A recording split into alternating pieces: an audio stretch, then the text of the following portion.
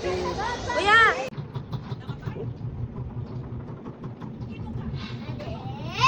Wait lang.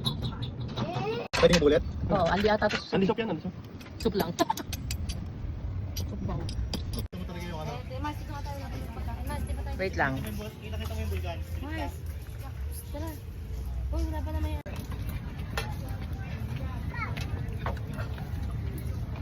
Si Habibi. At ang aking bibi.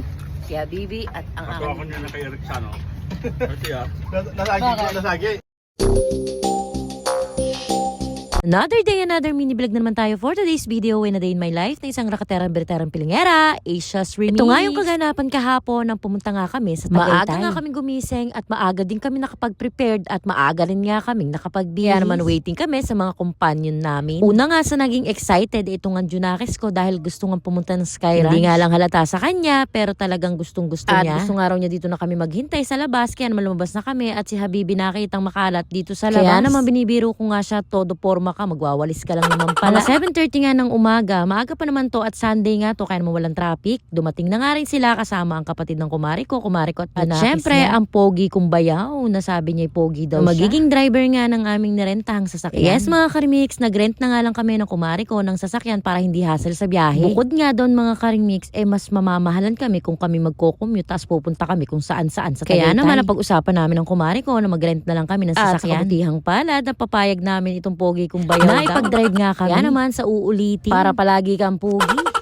At habang bumabiyahe nga kami mga karimix, tingnan nyo naman tong poging-pogi kung Junakis. Ito ko na nga lang sa likod pinaupo ang mafi ko. Kasi kako malululain ako, hindi ako pwede sa dulo. Buti na lang talaga ay mabait din tong mafi ko at madaling pakiusapan. At nang makarating nga kami dito sa Talisay, Batangas ay nagutom kami dahil hindi pa nga kami mga nagsisikain. Itong bayaw kong pogi ay maraming alam kung saan sulok-sulok na makakainan. Kaya naman dito niya kami medyo dinala. Pricey pero masarap naman. Para daw naman luminaw ang mata niya ay makakain muna. Habang waiting nga kami dito sa Kubo ay libang na libang naman kami dito sa mga tanawin. After nga namin makakain ay umalis din naman kami agad-agad at dumiretso na nga kami dito sa way ng Patagaytay. Sa kabila nga kami dumaan para hindi masyadong matarik. Hindi rin to kalayuan dito sa amin, dito sa mga karimix, kapag babiyahe kayo kahit saan man lugar ay samahan ng doble pag-iingat. Siyempre sa driver dahil sa inyo nakasalalay ang buhay ng mga pasahero or ng kasama ninyo sa pagbiyahe. Kaya wag na wag gugutumin ng driver. Kaya nangyari sa amin, kain na may kaunting gala. Fast forward mga karimix, nandito na nga rin kami sa Tagaytay. Una nga naming pupuntahan ay sa Sky Ranch. Since 9 AM na rin naman tumahigit, kaya naman dito na kami dumiretso. Maya-maya pa nga nandito na rin kami sa Sky Ranch. First time ko nga mga karimix makapunta dito sa Tagaytay at sa lahat nga ng pupuntahan namin. Una pa nga yung mag-abroad,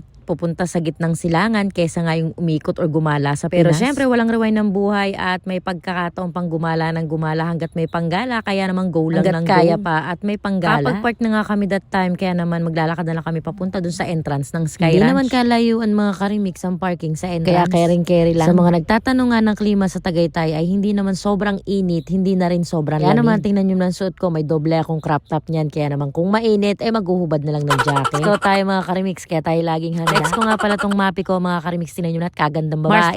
At nang makarating nga kami dito sa entrance, eto nga at bibili muna kami ng or ticket. Or magbabayad ka ng entrance. 120 nga ang entrance per person. Lagpas 3 na nga tong Junakis ko, kaya naman may bayad na rin siya. 3 below nga ay 78 ba? 98. Nalimutan ko mga karimix pero wala pang 100. Bago rin nga pumasok, eto nga tatatakan din ang mga kamay nyo. Pagbungad at pagbungad pa nga lang namin dito sa entrance, tingnan nyo naman at talagang tuwang-tuwa na yung anak ko, lalo na dito sa Squid Game. Character. Nakakatuwa nga sa Junakis ko dahil ngayon nga hindi na siya matatakot sa mga ganito. Dati-rati ay matatakutin to kaya walang ganang kasama. Di kalayuan dito sa entrance ay makikita nyo nga ito at ito ang bubungad nga sa inyo. Diyan naman talagang napakaganda at marerelax ka talaga. Kaya naman sa mga hindi pa nakakapunta dito sa Tagaytay Sky Ranch ay pumunta na kayo, makakarelax at talaga namang masarap ang simoy ng hangin. At talaga namang maisisigaw nyo ang gusto nyong isigaw. At talaga namang ang hinihiling kong paghinga, ito nakahinga na nga ako. Yung hindi lang matanda mag-e-enjoy sa mga rides, pati nga rin ang isip bata. At talaga namang mabubusog ang mga mata nyo sa ganda ng tanawin dito, promise. At mula nga dito, syempre, tanaw na tanaw mo ang Bulkang Taal. Buti na lamang talaga at kalmado rin ang Bulkang Taal ngayon. Nawa naman ay maging kalmado ka na lang araw-araw. May nagustuhan nga rin kami ni Mapi na itry.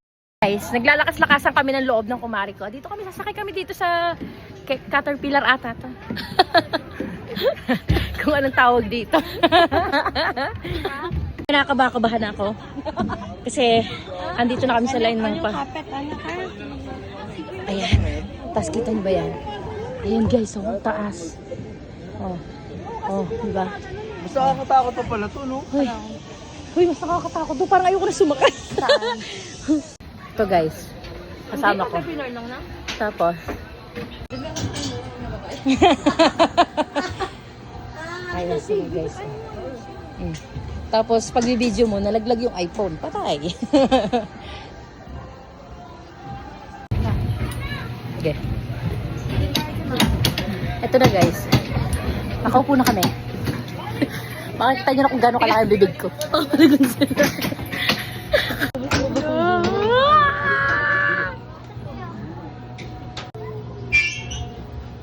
Hindi na pa. Mars, Mars.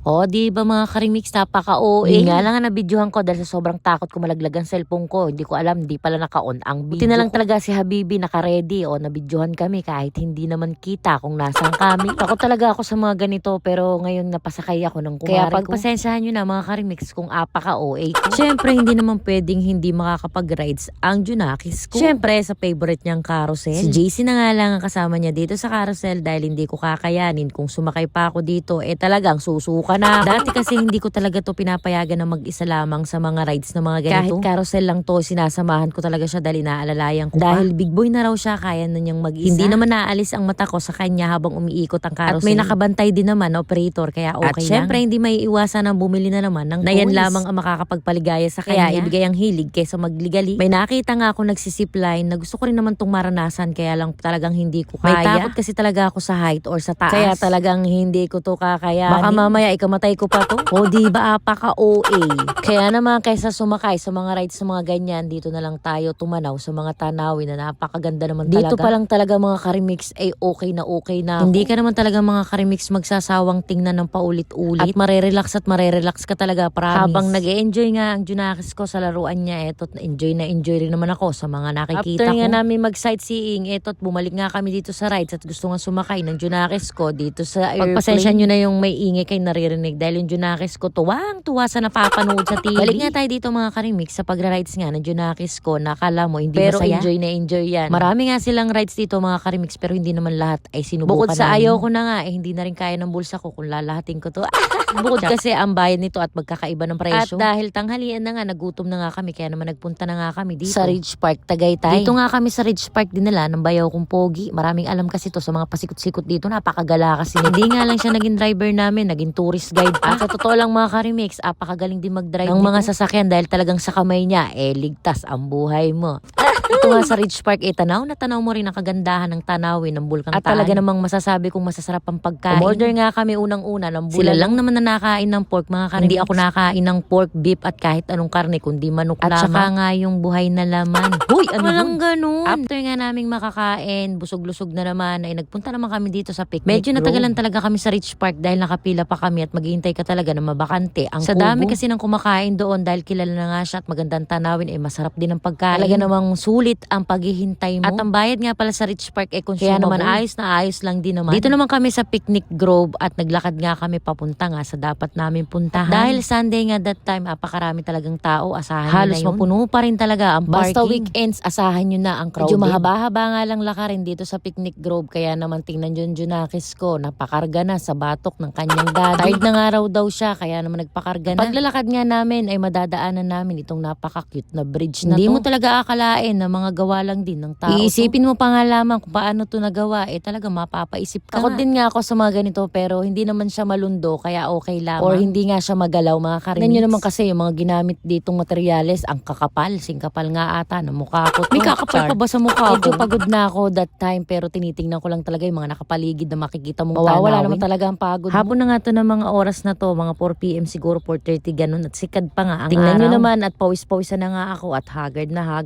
lola Akala nyo. Carry lang at kaya pa naman dahil ginusto mo. Iba yan nga ang gusto mo, ang gumala. Sabi mo'y gusto mong huminga, nakahinga ka. Ang nangyari hugot dahil sa pagod, akit isa lang ibig sabihin yan, mag-exercise. Kulang ka na sa cardio. At nang makarating nga kami dito sa dapat namin puntahan, itingnan nyo tanggal naman ang pagod. At kahit nga mga karimix, tagaktak ang pawis, hiningan lang sobra sa pag-akyat, mawawala talaga. Hindi nyo rin mararamdaman ang init. After nga ng sightseeing, bumaba na rin nga kami. Inaakit ko nga itong Junakis ko na sumakay dito sa mga kabayo pero ayaw niya. At naghahanap nga siya ng baby horse dahil doon nga raw siya nababagay. After naman yan, alis na naman kami at pumunta nga kami dito sa Crosswinds. Dito nga kami dinala ng aming driver / tourist. Sa kasamaang palad naman, pagpunta namin dito sa entrance pa lamang, ay may kinagulat kaming isang bagay. Ang isang car daw ay 500 entrance yun at hindi pa consumable. Kaya naman umalis na kami at nalobat na rin ako. Kaya naman yun lang muna for today's video mga karimix. Maraming salamat sa panonood.